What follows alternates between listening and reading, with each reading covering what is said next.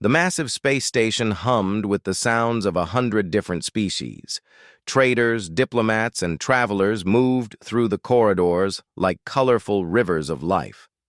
But in the darkest corner of the old cantina, where the lights were dim and the drinks were strong, a single figure sat alone at a scarred metal table. Kethvar was not an impressive sight. His blue-gray skin was marked with old scars, and one of his 4 arms hung slightly crooked from an injury that never healed right. His compound eyes, once bright with youth, now held the weight of too many memories. The other patrons gave him space, not out of fear, but out of respect. Everyone in this sector knew who he was. He was the alien who had fought beside humans. A young Zephyrian trader approached his table, her feathered crest bright with curiosity. "Honored veteran," she said, her voice carrying the musical tone of her species. "I have heard stories about you, about the humans you served with. Are they true?"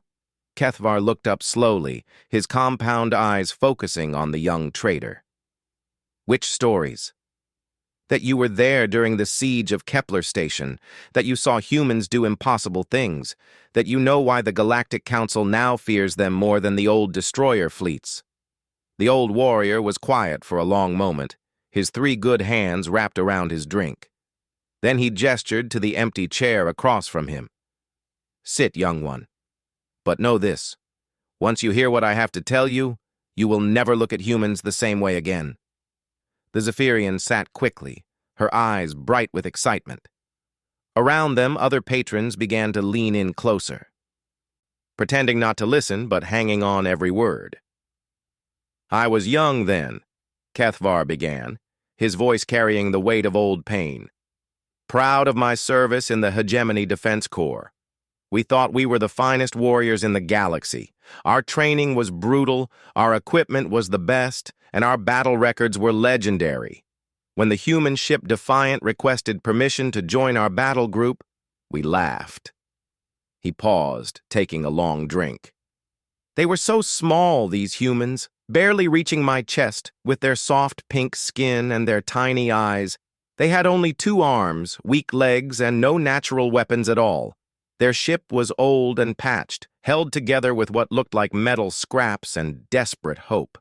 We called them the pets behind their backs. But they were approved by High Command," the Zephyrian said. "Yes. The Council had made some agreement with Earth.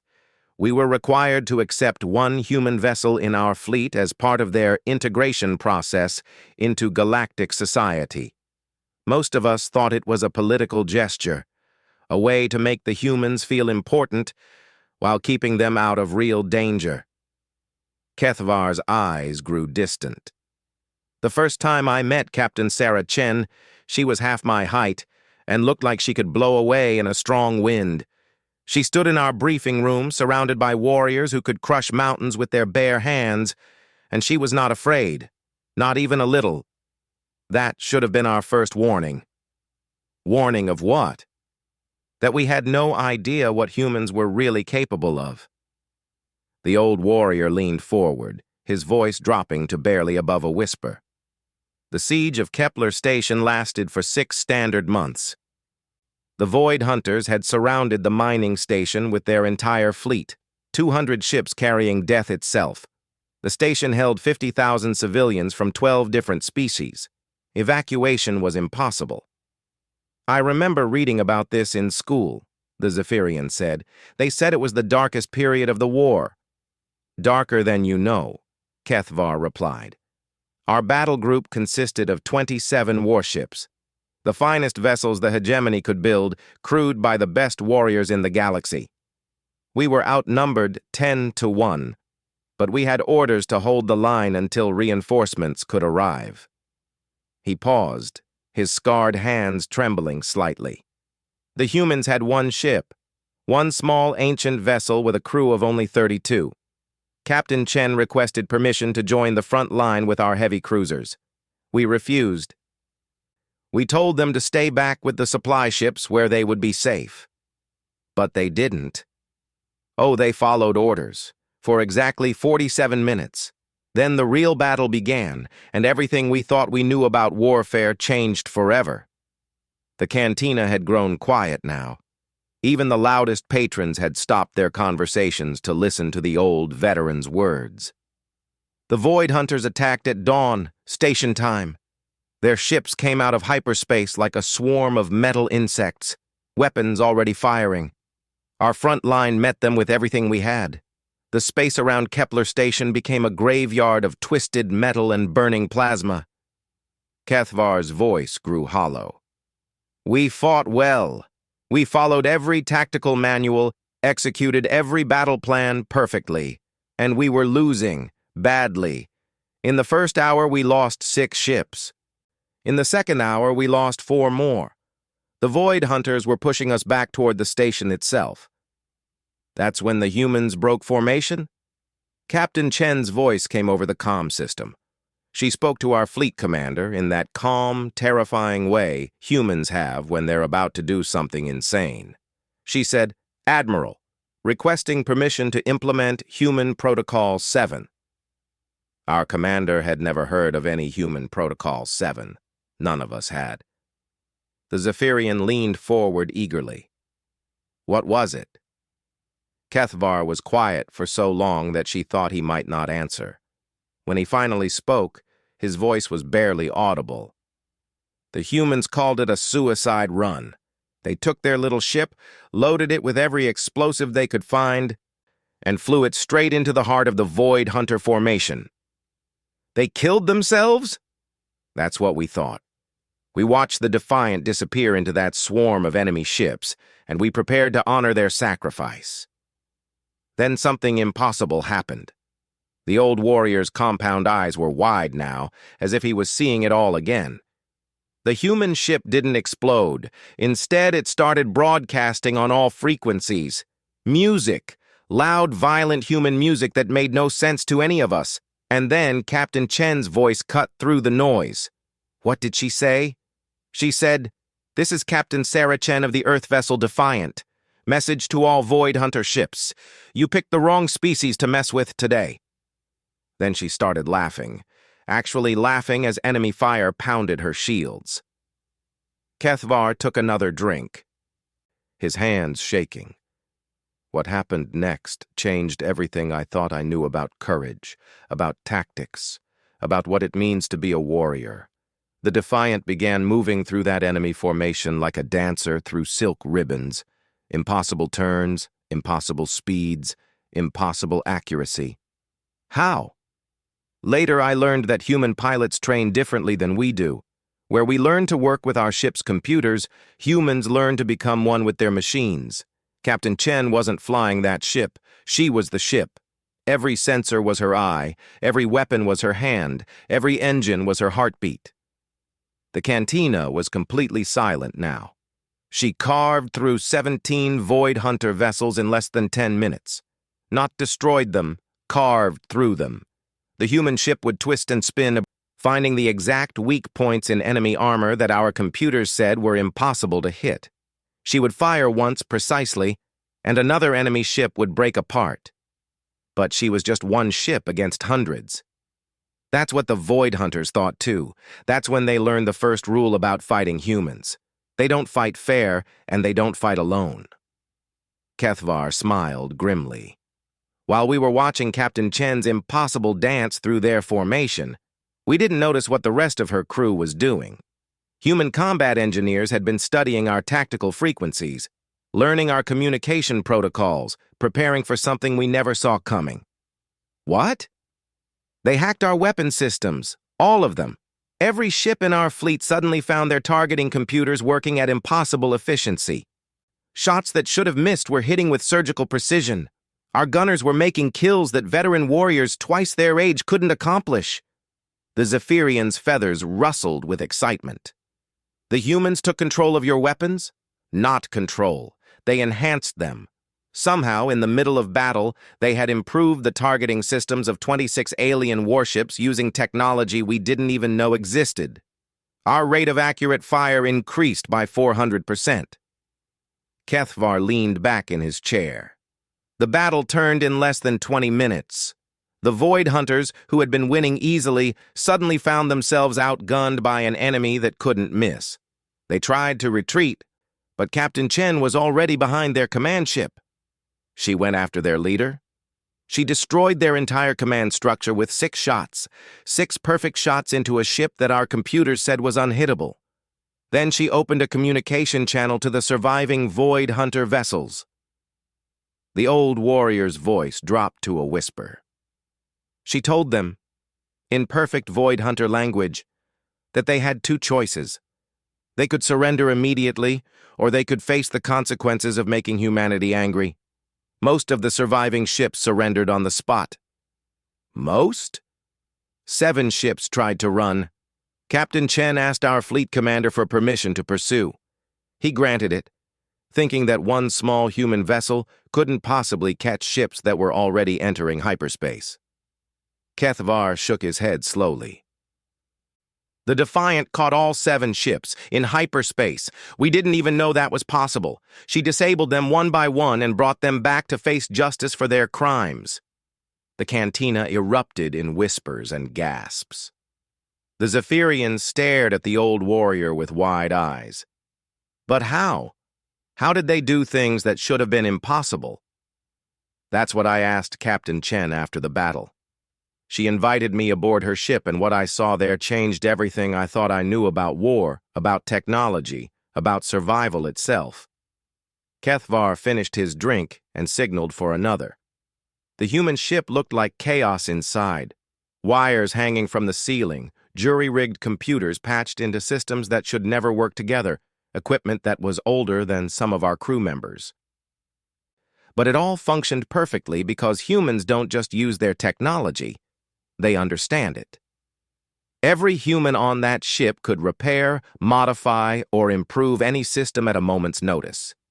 They didn't need specialized technicians or fancy equipment. They made miracles happen with scrap metal and stubborn determination. The Zephyrian's voice was barely a whisper. What did Captain Chen tell you? She said that humans had been fighting for survival since before they could speak.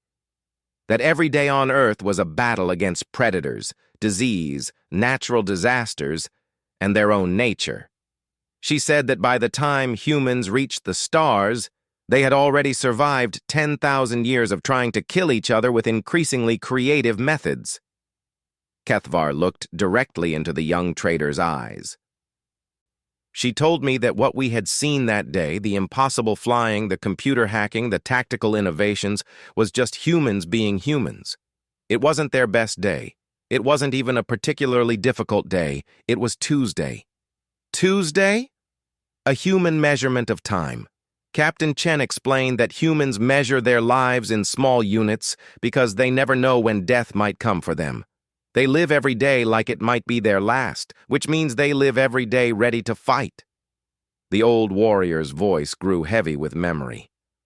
After Kepler Station, everything changed. The Hegemony Defense Corps began studying human tactics, trying to understand how such a small, weak species had accomplished what our greatest warriors couldn't. What we learned terrified us. What did you learn? That humans don't have stronger weapons or better ships or superior technology. What humans have is something much more dangerous. They have the ability to look at a hopeless situation and find a way to win anyway. They call it thinking outside the box, and it makes them the most unpredictable opponents in the galaxy. Kethvar gestured with his good arm toward the other patrons. Look around this cantina. See how everyone gives humans a wide berth when they enter? It's not because humans are aggressive or violent. It's because everyone knows that when a human smiles at you, you never know if they're being friendly or if they're planning something that will change your entire life. But there are allies now, the Zephyrian protested. Earth is part of the Galactic Council. Yes, Kethvar agreed. And that's the most terrifying thing of all. The old warrior looked around the cantina, making sure no humans were within earshot. Do you know why the Council invited Earth to join us? It wasn't out of respect or friendship. It was because we were afraid of what humans might do if we left them alone. Afraid? After Kepler Station, our intelligence services began studying Earth's history. What they found made every military leader in the galaxy lose sleep. Humans had fought more wars, developed more weapons, and killed more of their own species than any civilization we had ever encountered, and they did it all before they even knew other intelligent life existed. Kethvar's compound eyes were wide with remembered terror. The humans have a saying, war is diplomacy by other means. For most species, war is the last resort when all else fails. For humans, war is just another tool in their diplomatic toolbox. They are equally comfortable making peace treaties and making war. But surely that's just their past. They've evolved beyond that now. Have they? The old warrior leaned forward. Tell me, young trader, what do you think humans do for entertainment? The Zephyrian thought for a moment. I'm not sure. They play games where they pretend to kill each other. They watch stories about warriors and battles. They compete in sports that are basically ritualized combat. They climb mountains that could kill them just to prove they can. For fun. Kethvar shook his head in amazement. Every human hobby is either a form of training for survival or a way to practice killing things more efficiently. They call it recreation, which means to create again. They are constantly recreating themselves into better survivors. The cantina had grown completely silent, except for Kethvar's voice. After I fought beside humans at Kepler Station, I was reassigned to a joint task force. I spent 3 years working directly with human crews on deep space missions, 3 years watching them solve problems that should have been impossible. What kind of problems? Everything. Ship repairs that required parts we didn't have. Navigation through space that was supposedly impassable. Negotiations with hostile species that had killed diplomats from every other race. Humans would look at these situations and say, "No problem. We've got this." The old warrior's voice grew soft with something that might have been admiration. And they always did have it, not because they were smarter or stronger, but because they refused to accept that anything was truly impossible. They would find a way, create a way, or force a way into existence through sheer stubborn determination. That doesn't sound terrifying. That sounds admirable. It is admirable, Kethvar agreed. And it's absolutely terrifying because humans apply that same determination to everything they do. Making peace, making war, making friends, making enemies. They pursue all of it with the same relentless intensity. He looked directly at the young Zephyrian. Do you know what the most frightening thing about humans is? She shook her head. They genuinely believe that every problem has a solution. And they will never stop working until they find it. Not death, not defeat, not the heat death of the universe itself will stop a human who has decided to accomplish something. Kethvar stood slowly, his scarred body moving with the careful precision of someone who had been broken and rebuilt too many times.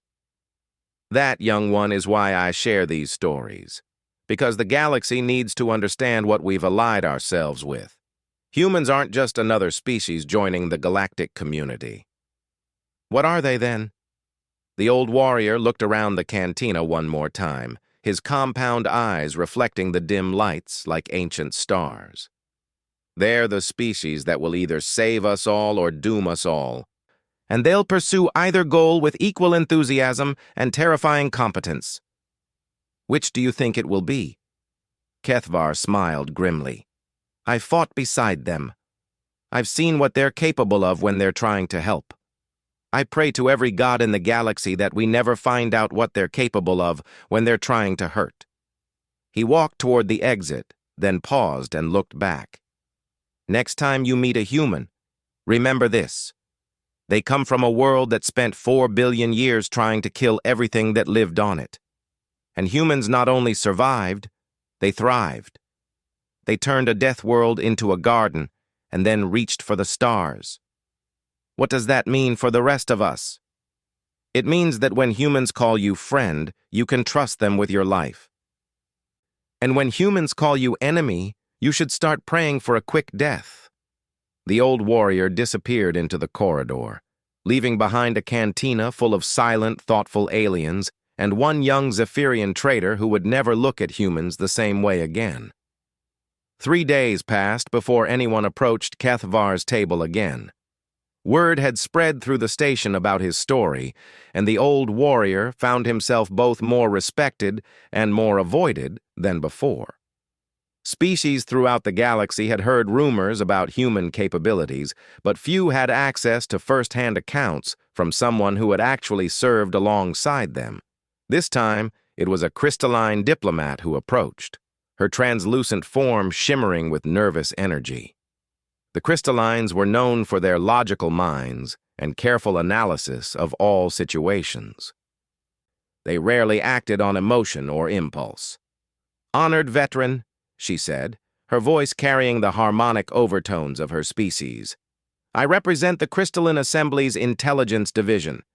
We have been analyzing reports about human capabilities for several cycles, but your account raises troubling questions."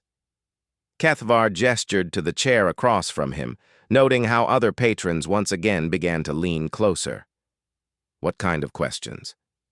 If humans are as capable as you describe, why do they seem so normal in diplomatic settings? Our ambassadors report that human negotiators are pleasant, reasonable, even helpful. They follow protocols, respect boundaries, and seem genuinely committed to peaceful solutions." The old warrior laughed, a sound like grinding metal. "That's because you've never seen humans when they're not being polite. Could you elaborate?" Kethvar took a long drink, organizing his thoughts. "After Kepler Station, I was assigned to the joint task force I mentioned. Our first mission was supposed to be simple, a rescue operation on the mining world of Zerion Prime. Pirates had taken the entire colony hostage and were demanding a ransom that would bankrupt 3 systems. Standard hostage negotiation protocols would apply, the crystalline said. Establish communication, assess demands, negotiate terms. That's exactly what our command structure decided. We spent 6 days following proper procedures. The pirates were reasonable, professional even. They agreed to release non-essential personnel in exchange for supplies. Everything was proceeding according to established diplomatic frameworks. Kethvar's compound eyes grew dark. The humans said nothing during these negotiations. Captain Chen attended every briefing, listened to every report, nodded politely at every decision. She seemed perfectly content to let us handle things our way. That sounds appropriate for a junior member of the task force. Junior member? The old warrior shook his head.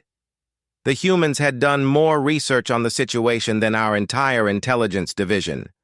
While we were negotiating, they were learning everything there was to know about the pirates, the colony, the planet itself, and the political situation in 17 nearby systems. Intelligence gathering is standard procedure. Not like this.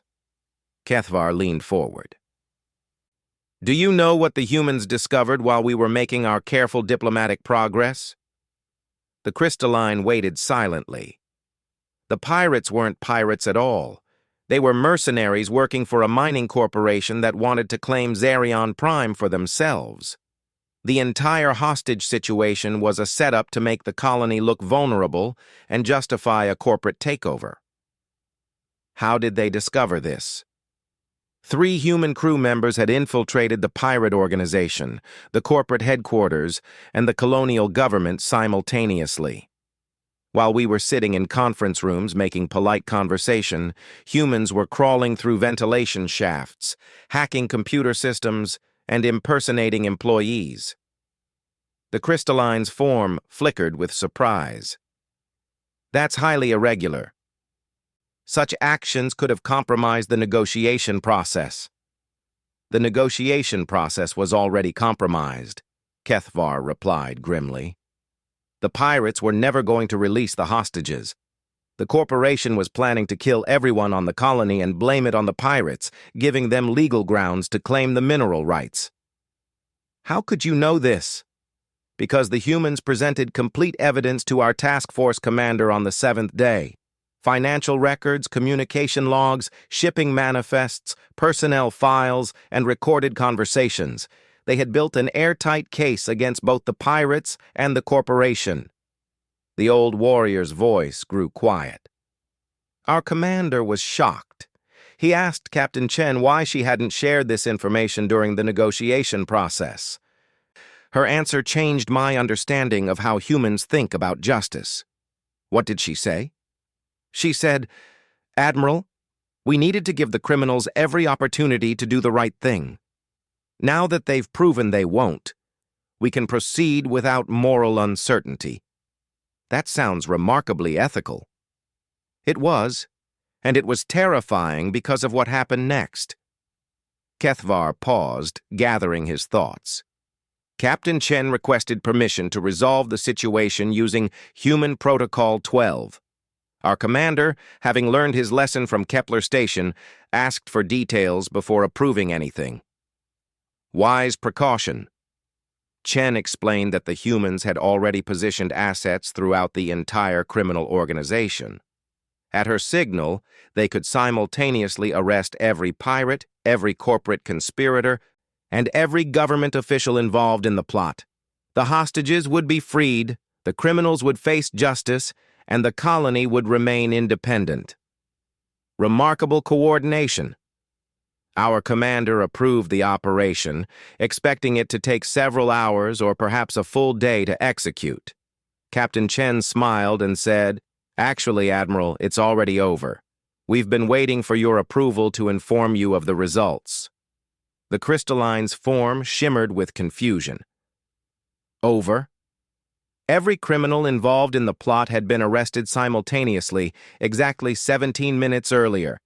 The hostages were free, the evidence was secured, and teams of human investigators were already processing the crime scenes. The entire operation had been completed while we were discussing whether to approve it. But how? The humans had been ready to execute their plan for 3 days. They were waiting for diplomatic authorization, but they had also calculated the exact moment when waiting longer would put innocent lives at risk. When that moment came, they acted. Kethvar shook his head in amazement. Later, I learned that this is typical human behavior. They prepare for every possible outcome simultaneously, then execute whichever plan best serves their moral objectives. That seems incredibly complex. It is. And it reveals something about human thinking that most species don't understand. Humans don't just solve problems. They solve all possible versions of the problem at once. The old warrior stood and walked to the cantina's viewing port, looking out at the stars. The Zerian Prime incident taught me that humans view planning differently than we do. We develop a strategy and then execute it. Humans develop dozens of strategies and then choose which one to use based on how the situation evolves. Adaptive planning is not uncommon among advanced species. This wasn't adaptive planning. This was something much more sophisticated. Kethvar returned to his seat. The humans had prepared complete solutions for 17 different scenarios, ranging from peaceful negotiation to full military intervention. They were ready to implement any of them within minutes. 17 different plans. 17 complete operational strategies, each with its own intelligence networks, resource allocations, and personnel assignments. They had been running all 17 simultaneously since the moment they received the mission briefing. The crystalline was silent for a long moment. That would require enormous resources and coordination. It would for us. For humans, it was Tuesday. Kethvar smiled grimly. I'm beginning to understand that humans use that phrase more often than we initially realized. You mentioned this before. What does Tuesday signify? It means that what seems impossible to us is routine for them. It means they operate at a level of complexity and capability that we can barely comprehend, and they do it casually. The old warrior took another drink. After Zerian Prime, I started paying closer attention to how humans approached problems. What I observed was both fascinating and disturbing. In what way? Humans don't think in terms of limitations. They think in terms of objectives and acceptable costs. When faced with a challenge, they don't ask if something is possible. They ask what they're willing to sacrifice to make it possible. That sounds dangerously reckless. It does, doesn't it? But humans aren't reckless. They're extraordinarily careful about calculating risks and benefits. They just operate with a completely different understanding of what risks are acceptable. Kethvar's compound eyes focused on something far beyond the cantina walls. Our next mission took us to the disputed zone, where two species had been fighting over territory for 300 years. The Scolari and the Mendoth had been locked in a conflict that had claimed millions of lives and devastated 12 star systems. I remember studying this conflict. The peace negotiations had failed repeatedly. 47 times, to be precise. Every diplomatic solution had been attempted, and every attempt had ended in renewed violence within months. Both species were convinced that the other was genetically incapable of honoring agreements, a common problem in territorial disputes. Our task force was assigned to maintain a neutral zone between the warring fleets, a peacekeeping mission with strict orders not to interfere in the conflict itself. We were there to prevent civilian casualties, nothing more. Standard peacekeeping protocols. The humans spent their first week studying both species extensively. Not just their military capabilities, but their cultures, their histories, their social structures, their individual psychologies. Captain Chen interviewed refugees from both sides, analyzed their languages, and even learned to prepare traditional foods from both cultures. Thorough intelligence gathering.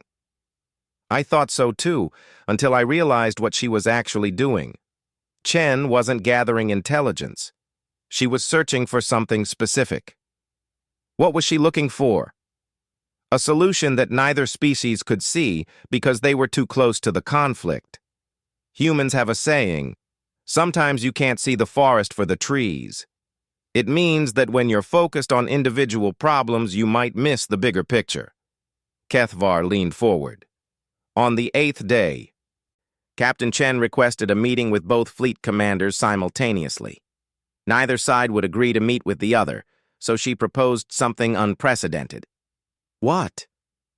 She invited both commanders to dinner aboard the human ship, but she didn't tell either one that the other would be there. The crystalline's form flickered with alarm. That could have sparked a war. That's what I thought, too. When both commanders arrived and saw each other, they immediately reached for their weapons. Captain Chen calmly asked them to sit down and try the food she had prepared. They agreed? No. They started screaming at each other in 3 different languages. But Captain Chen continued talking as if nothing unusual was happening. She explained that she had spent the week learning about both cultures, and she had discovered something remarkable. What had she discovered? That both species were fighting over territory that neither of them could actually use. The old warrior paused for effect. The disputed zone was rich in rare minerals, but those minerals were lethal to Scolari physiology and caused birth defects in Mendoth offspring. Both species were trying to claim something that would poison them if they actually took possession of it. But why were they fighting over it? Because both sides assumed the other species could safely exploit the resources. The Scolari thought the Mendoth were trying to monopolize valuable mining rights. The Mendoth thought the Scolari were planning to use the minerals to build superior weapons. Neither side had ever simply asked the other what they actually wanted. A failure of communication. A failure of curiosity. Both species were so convinced they knew their enemy's motives that they never bothered to investigate whether those motives actually made sense. Kethvar shook his head. Captain Chen served both commanders their traditional comfort foods while explaining the biological research that proved neither species could safely inhabit the disputed zone. Then she presented her solution. What was her solution? She suggested that both species jointly claim the territory and lease the mining rights to a third party. specifically to human corporations that were biologically capable of safely extracting and processing the minerals. That's remarkably elegant. It was brilliant. Both species would receive substantial ongoing revenue from the mining operations. Both would maintain their territorial claims and their honor. Neither would risk poisoning their populations. And the 300-year war would end immediately. Did they agree? Not immediately. Both commanders spent an hour explaining why the other side couldn't be trusted, why the plan wouldn't work, and why continuing the war was preferable to any negotiated settlement. The old warrior smiled. Captain Chen listened patiently to all their objections.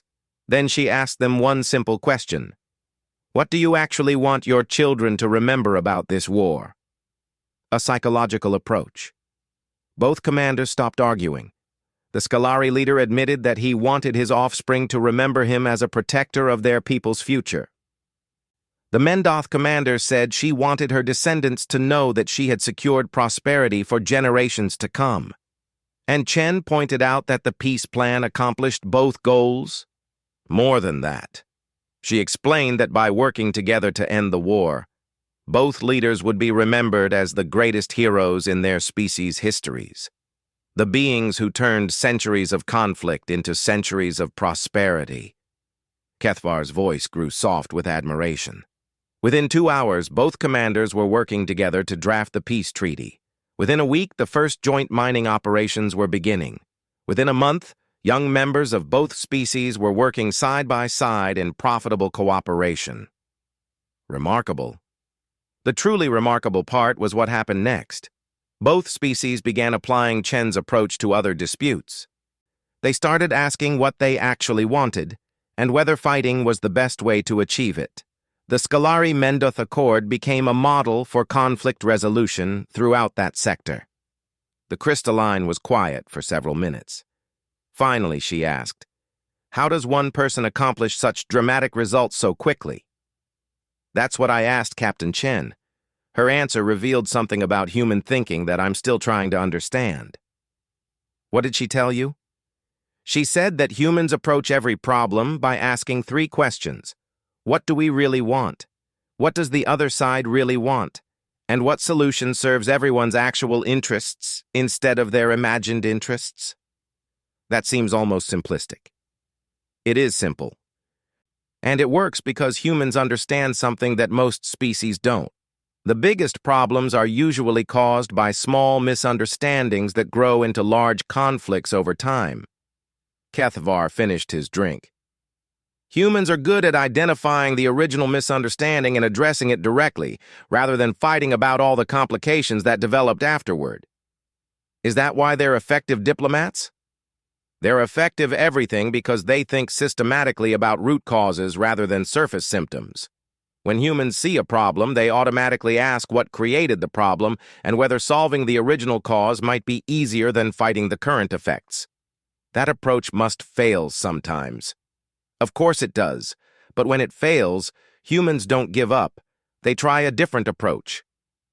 And they keep trying new approaches until they find one that works. The old warrior stood again, his movements careful and deliberate. The most unsettling thing about working with humans is realizing that they never stop analyzing and improving their methods. Every success teaches them something new.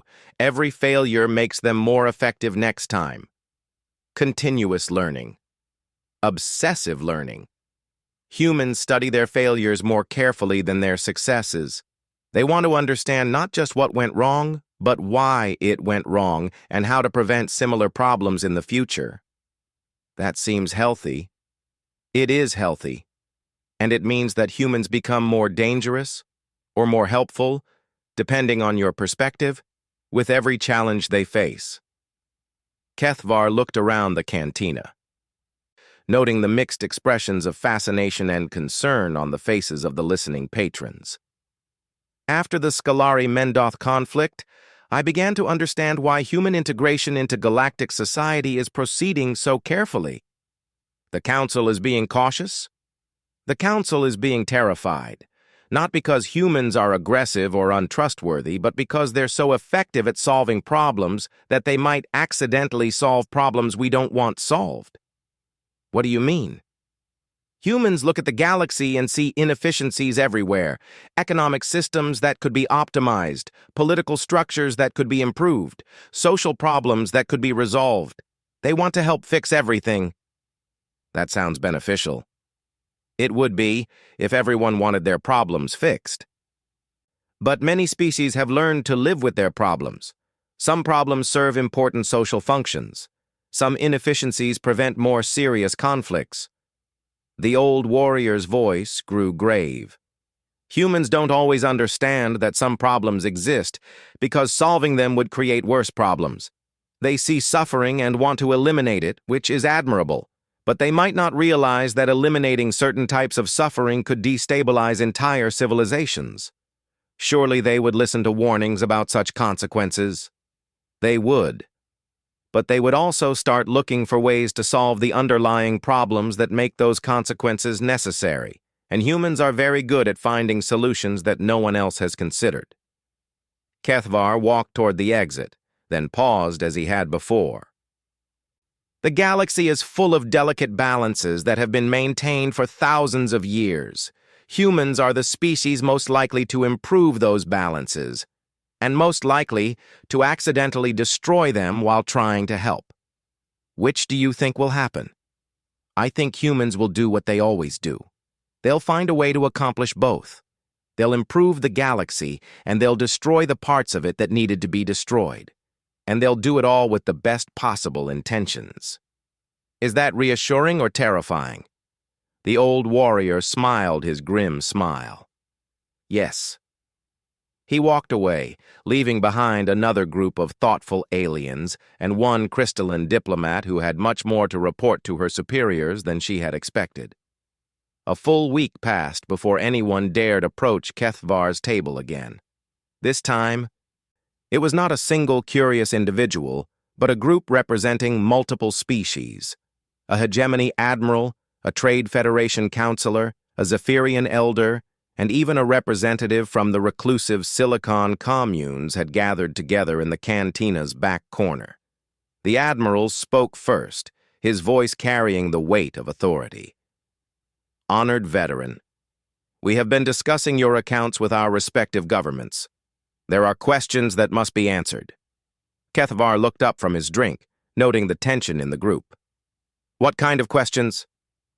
Questions about human limitations, the Trade Federation counselor said. Your stories describe capabilities that seem almost unlimited. Surely there must be situations where human methods fail, where their approach proves inadequate. Boundaries, added the Silicon Commune representative through their mechanical translator. All species have boundaries. What are humanity's boundaries? The old warrior was silent for a long moment, his compound eyes studying each face in the group. Finally, he spoke. You want to know if humans can be stopped, if they can be contained, if they can be controlled. We want to understand the scope of what we're dealing with, the Admiral clarified, for security purposes. Security? Kethvar laughed bitterly. Let me tell you about security when humans are involved. He gestured for the group to sit, and they arranged themselves around his table like nervous students before a professor. The cantina's other patrons leaned in even closer than before, sensing that this conversation would be different from the others. My final mission with the Human Joint Task Force took us to the edge of known space. The Exploration Council had detected something massive moving through the void between galaxies, something that appeared to be heading directly toward our systems. The Devourer fleet, whispered the Zephyrian elder. We heard rumors, but the reports were classified at the highest levels. With good reason, Kethvar replied grimly. What we found out there was a nightmare that had been traveling through space for over 1 million years. An autonomous war machine created by a long-dead civilization, programmed to consume everything in its path and convert the resources into more war machines. The Admiral leaned forward. How large was this fleet? 50,000 ships, each one the size of a moon. They had already consumed 17 galaxies completely, turning every planet, every star, every trace of life into raw materials for their endless reproduction. And they were heading here? The leading edge of the fleet would reach our galaxy in approximately 8 months. Our best projections indicated that they would completely consume all inhabited systems within 3 years. The Trade Federation counselor's face had gone pale. What did the council decide? Evacuation. Total evacuation of all inhabited worlds to a backup galaxy our deep space explorers had identified. It would take everything we had, but we could potentially save 60% of our population.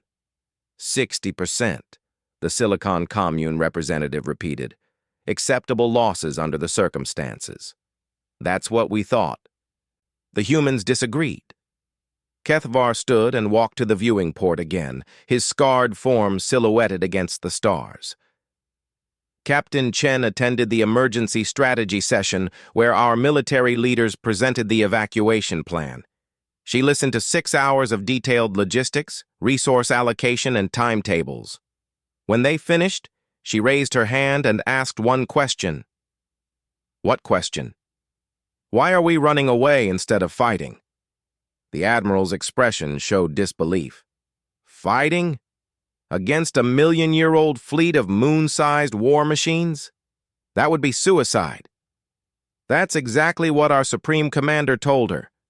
He explained that the Devourer fleet had destroyed civilizations far more advanced than ours, that their technology was beyond our understanding, that resistance was not just futile, but impossible. A reasonable assessment. Captain Chen nodded politely and said, I understand, sir. Has anyone actually tried fighting them? The old warrior returned to his seat. The Supreme Commander was outraged. He pointed out that 17 entire galaxies had tried fighting the Devourers. All had failed completely. A valid point. Chen asked if we had any detailed records of how those previous civilizations had conducted their defense. Technical specifications, tactical analyses, battle reports. Of course not, the Admiral said. Those civilizations were destroyed 1,000,000 years ago. Exactly what the Supreme Commander said. Chen smiled and replied, So we don't actually know what they tried or why it didn't work. We're just assuming that because they failed, we will fail too. Kethvar shook his head. The Supreme Commander explained that the Devourer fleet's technology was clearly superior to anything in our galaxy. Chen asked how we knew this without having studied their technology directly. Again, because they had consumed 17 galaxies. Chen pointed out that consuming galaxies doesn't necessarily require superior technology. It could just require sufficient time and numbers. She asked if anyone had calculated whether our current military capabilities might be effective against individual Devourer units. That would require engaging them in combat, the Admiral protested, which is exactly what Captain Chen proposed. The group around the table exchanged horrified glances. The Trade Federation counselor spoke first. They wanted to attack a 1,000,000-year-old war fleet with contemporary weapons? They wanted to test whether contemporary weapons would be effective before assuming they wouldn't be. Chen explained that humans have a principle. Never surrender without fighting, because you might discover that winning was possible all along. Insanely reckless. Insanely thorough. Captain Chen presented her own analysis of the situation which she had prepared while our strategists were developing the evacuation plan. What was her analysis? That the Devourer fleet's greatest strength, its age and size, might also be its greatest weakness. Kethvar leaned forward. Chen had studied every piece of data we had about the Devourers. She pointed out several interesting patterns. First, their technology hadn't evolved in 1,000,000 years. Second, they followed completely predictable behavioral patterns. Third, they had never encountered weapons or tactics developed in our galaxy. Meaning, meaning that while they were superior to civilizations from 1 million years ago, they might be vulnerable to innovations developed more recently. Technologies they had never seen before, tactics they had never encountered, weapons that didn't exist when they were created. Speculation. Chen proposed a test. Send a small force to engage the outermost scouts of the Devourer fleet, study their responses, analyze their capabilities, and determine whether modern weapons could damage their ships. The Supreme Commander refused. Absolutely. He said the risk was too great and the chances of success were too small to justify the cost. Kethavar smiled grimly.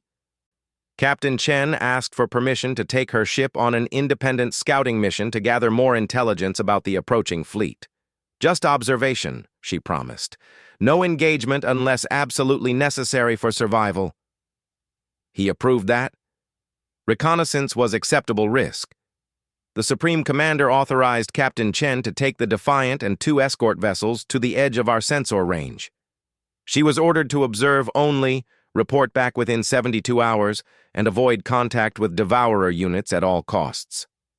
She disobeyed orders? She followed orders exactly. The Defiant returned within 72 hours with a complete technical analysis of Devourer ship construction, weapons systems, defensive capabilities, and behavioral patterns. How did she obtain such detailed information from observation alone? She didn't obtain it from observation alone. She obtained it by capturing a Devourer scout ship and taking it apart piece by piece. The cantina erupted in gasps and whispered conversations. The Admiral stared at Kethvar in shock. She engaged the enemy directly after being ordered not to? She was ordered to avoid contact unless absolutely necessary for survival. When the Devourer scout detected her presence and moved to attack, contact became necessary for survival. One ship against a Devourer unit? Captain Chen's exact words were, "Well, now we get to find out if modern weapons work on ancient armor." Kethvar's compound eyes gleamed with remembered amazement. The battle lasted 17 minutes. The Devourer scout was approximately the size of our largest battleship, armed with weapons that could vaporize asteroids and protected by defensive systems that had withstood attacks from 17 different galactic civilizations. And the humans defeated it? They disabled it completely, using weapons and tactics it had never encountered. Then they boarded it, neutralized its automated systems, and spent 62 hours studying every component of its construction. That's impossible. The humans brought the entire ship back with them as proof. The old warrior took a long drink while the group processed this information. Captain Chen's report to the Supreme Commander changed everything we thought we knew about the situation. What did she discover? That Devourer technology was extremely advanced, but also extremely specialized. Their ships were designed to fight opponents using energy weapons, kinetic projectiles, and conventional tactics. They had never encountered several types of technology that our galaxy had developed. What types? Quantum resonance disruptors, which could destabilize their power systems. Temporal displacement fields, which could redirect their weapons. Biological computing viruses, which could corrupt their artificial intelligence networks. Technologies they couldn't defend against? Technologies they didn't know existed. The Devourers had spent 1,000,000 years perfecting defenses against every weapon they had ever seen. But they had never seen weapons developed by civilizations that learned from their mistakes. Kethavar leaned back in his chair. Chen presented a new battle plan based on her analysis. Instead of evacuation, she proposed a coordinated attack using weapons specifically designed to exploit Devourer vulnerabilities. The Supreme Commander approved this plan. The Supreme Commander was terrified by this plan. Changing from evacuation to direct assault would require mobilizing every military asset in the galaxy. If the plan failed, there would be no time to implement the evacuation protocol. We would be committing to total victory or total destruction. An enormous risk. Captain Chen acknowledged the risk. Then she asked another question. What kind of civilization do we want to be?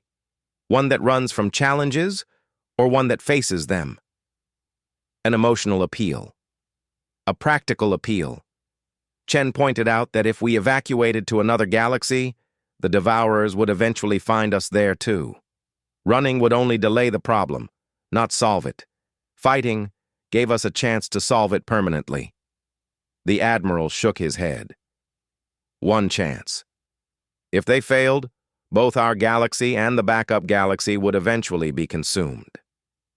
Chen smiled and said, "Then we'll have to make sure we don't fail." Kethvar stood and paced to the viewing port once more. The Supreme Commander spent 3 days consulting with military leaders throughout the galaxy. The decision was ultimately unanimous. We would implement Captain Chen's battle plan. Because they believed it would work? Because they realized that humans don't make plans that might work. They make plans that will work, and then they do whatever is necessary to ensure the plans succeed. What was necessary in this case? Everything. Every species contributed their best technology, their finest warriors, their most advanced ships. The humans coordinated the largest military operation in galactic history, involving 47 different civilizations working in perfect synchronization. The old warrior's voice grew soft with awe. I was assigned to the command ship for the final battle. I watched Captain Chen coordinate the movements of over 300,000 vessels while simultaneously managing real-time tactical adjustments based on Devourer responses. How large was the engagement? The largest space battle ever fought in this galaxy. 300,000 Allied ships against 50,000 Devourer war machines spread across 17 star systems. The outcome? Total victory. Every Devourer unit was either destroyed or captured. The threat to our galaxy was eliminated permanently. Kethvar returned to his seat, noting the stunned expressions around the table. But that's not the most important part of the story. What could be more important than saving the galaxy? What the humans did afterward. The old warrior's voice became grave. After the battle, Captain Chen presented a report to the Supreme Commander. She had analyzed the Devourer technology completely and made a disturbing discovery. What discovery? The Devourers were not just war machines. They were a fail-safe system created by an ancient civilization that had faced the same choice we faced, fight or flee. That civilization had chosen to flee to another galaxy, leaving behind automated guardians to destroy anyone who might follow them. They created the Devourers to protect themselves. They created the Devourers to murder anyone who tried to escape the same way they did. The 17 consumed galaxies weren't random victims. They were refugees who had discovered the same backup galaxy and tried to evacuate there. The group around the table sat in horrified silence. Captain Chen's report concluded with a recommendation that chilled every leader in the galaxy. She suggested that we send ships to the backup galaxy we had identified, not to evacuate there, but to warn the ancient civilization that their fail-safe system had been defeated and they could safely return home if they chose to. She wanted to contact the beings who had created the Devourers. She wanted to reunite them with the galaxy they had abandoned 1,000,000 years ago. Chen believed that beings capable of creating such advanced technology might be valuable allies, and that they had suffered enough for their ancient decision to choose fear over courage. Kethvar looked around the table at each representative. The Supreme Commander asked Captain Chen what she thought would happen when we contacted this ancient civilization. Her answer summarized everything I had learned about human thinking. What did she say? She said, "I don't know, sir, but I know that making contact is better than living in fear, and that understanding is better than ignorance, and that taking risks for good reasons is better than avoiding risks for bad reasons." Did the Council approve her recommendation? They did. Captain Chen led the first expedition to the backup galaxy. What she found there became the foundation for the greatest expansion of galactic civilization in recorded history. What did she find? 17 different civilizations living in harmony, including the original creators of the Devourers. All refugees who had fled from the war machines and built a new society based on cooperation rather than competition. They welcomed contact. They were overjoyed to learn that someone had finally defeated their ancient fail-safe system. They had been trapped in that distant galaxy for 1,000,000 years, afraid to return home and too honorable to simply turn off the Devourers and leave them for others to face. Kethvar's compound eyes reflected the cantina's dim lights. Within 5 years, the backup galaxy and our galaxy were connected by permanent transportation corridors. 17 ancient civilizations shared their accumulated knowledge with our 47 contemporary species.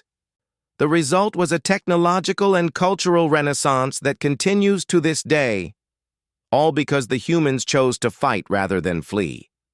All because the humans asked better questions than we did. Instead of asking, "How do we survive this threat?" they asked, "How do we eliminate this threat?" Instead of asking, "What's the safest option?" they asked, "What's the right option?" The old warrior finished his drink and set the glass down with finality. That, honored representatives, is why I share these stories. Not because humans are warriors or diplomats or problem solvers, but because they are the species that asks the questions no one else thinks to ask. What do you mean? Every other species in the galaxy accepts certain limitations as permanent. We assume that some problems cannot be solved, that some enemies cannot be defeated, that some barriers cannot be crossed. Humans assume that every limitation is temporary and every problem has a solution that hasn't been discovered yet. That seems unrealistic. It seemed unrealistic to us too, until we watched them prove it over and over again. Humans don't believe in impossible. They believe in not yet figured out. Kethvar stood, his scarred body moving with the careful dignity of an old soldier. You asked about human limitations, about boundaries, about whether they can be controlled. I'll give you the answer I should have given immediately. The group waited silently. Humans have exactly one limitation. They will not knowingly cause suffering to innocent beings. Every other boundary you might want to set, every other control you might want to impose, they will find a way around if they decide it's necessary. That's terrifying. It's liberating, because it means that as long as you're not trying to hurt innocent people, humans will move mountains to help you achieve your goals. And if you are trying to hurt innocent people, humans will move mountains to stop you. How do we know they won't change? How do we know they won't become corrupt or power-hungry or aggressive? Kethvar smiled his grim smile one final time. Because I've seen what humans do when they have absolute power to reshape the galaxy according to their will. What do? They use that power to ask everyone else what kind of galaxy they want to live in, and then they build it together. The old warrior walked toward the exit, then paused and looked back at the group of nervous officials. I have shared these stories because the galaxy needs to understand what humanity offers us. Not conquest or domination, but partnership in building something better than any of us could create alone. And if we choose not to partner with them, then you'll discover that humans have infinite patience with beings who disagree with them and infinite creativity in finding ways to help them anyway, whether we want help or not. Especially whether you want help or not, because humans understand something that most species don't. Sometimes the people who need help the most are the least willing to ask for it. Kethvar disappeared into the corridor, leaving behind a group of officials with much more to think about than they had expected, and a cantina full of aliens who would never look at the galaxy the same way again. In the weeks that followed, the stories spread throughout the station, then to other stations, then to homeworlds across dozens of systems. Some species began seeking closer ties with Earth, hoping to benefit from human innovation and problem-solving abilities. Others began implementing defensive measures, afraid of what humans might accomplish if they ever decided that those species needed to be helped, whether they wanted it or not. But in the end, HFY's stories accomplished exactly what he had intended. The galaxy began to understand what it meant to have humans as neighbors, allies, and partners in building the future. And understanding, as Captain Chen had taught him so many years ago, was always better than ignorance, no matter how frightening the truth might be.